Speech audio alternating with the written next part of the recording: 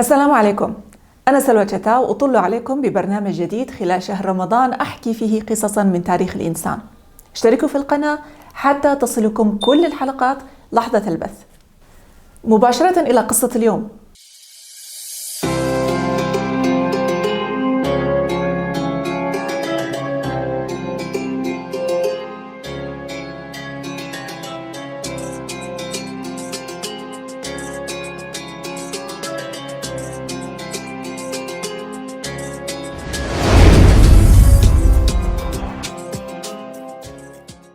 أقول عنها قصة، لكن صراحة هي أقرب للبحث، دراسة مهمة لا يعرفها الكثيرون، لذلك ركزوا معي.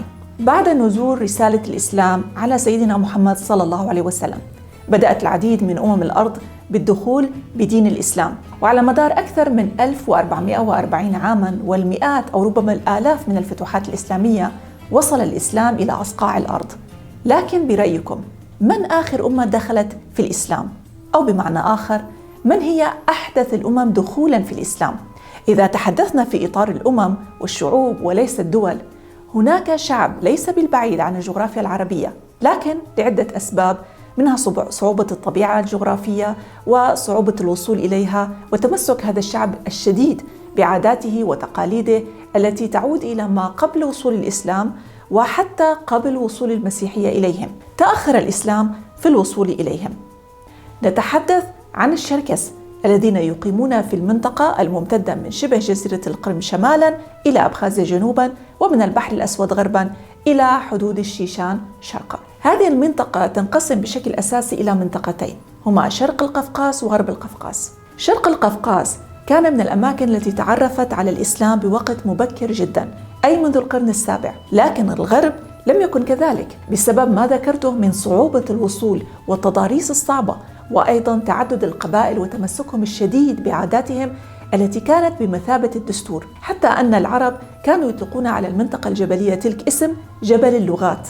التاريخ الديني لهذه المنطقة معقد، أدى التأثير المتغير للقوى التي حاولت السيطرة على تلك المنطقة عبر التاريخ إلى الحفاظ على ديناميكية الجغرافيا الثقافية والدينية لشمال القوقاز، من الوثنية إلى البوذية والمسيحية وحتى اليهودية، إلى أن وصل الإسلام. تأثر الشركس بعدة أديان ولم يتمكنوا من أن يصلوا إلى مرحلة التزامهم بتعاليم أي دين بشكل كامل. القرنين الثامن عشر والتاسع عشر اللذان يشكلان نقطة تحول مهمة جدا في التاريخ الديني لغرب القفقاز، فقد بدأت روسيا القيصرية محاولاتها السيطرة على تلك المناطق، والتي بدأت منذ عام 1567 واستمرت حتى عام 1864. وارتكبت روسيا مجازر ضخمة ومعروفة باسم تهجير الشركس إلى أراضي الإمبراطورية العثمانية، كما أيضا يطلق عليها الشركس باسم المذابح. إذن في القرنين الثامن عشر والتاسع عشر كان للأئمة القادمين من اسطنبول آنذاك أثراً كبيراً في بدء انتشار الإسلام بين تلك القبائل. لذلك فإن غرب القفقاز يتبع المذهب الحنفي، في حين أن شرق القفقاز وهم الشيشان والداغستان يتبعون المذهب الشافعي.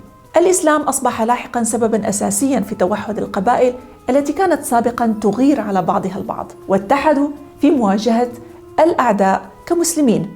طبعاً الأعداء نقصد القيصر الروسي، أي أن السلطات الدينية هي التي تجاوزت الحدود العرقية والقبلية الضيقة لتجمع شعوب الجبال هناك معاً في حركات مقاومة ضد الاستعمار الروسي، ومنحهم أشكالاً من التنظيم تشبه الدولة.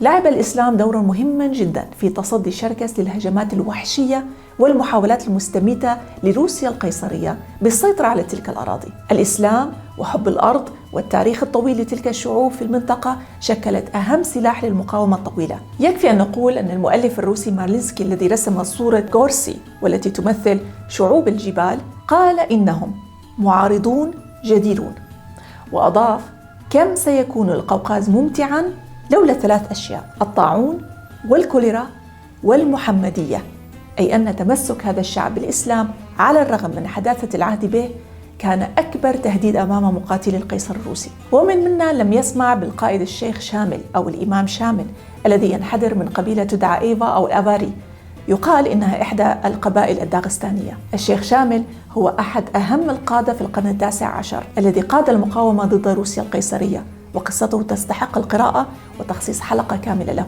هذا كان باختصار قصة آخر الشعوب التي دخلت في الإسلام. لو أعجبتكم الحلقة لا تنسوا دعمنا عن طريق الإعجاب والاشتراك في القناة. إلى اللقاء.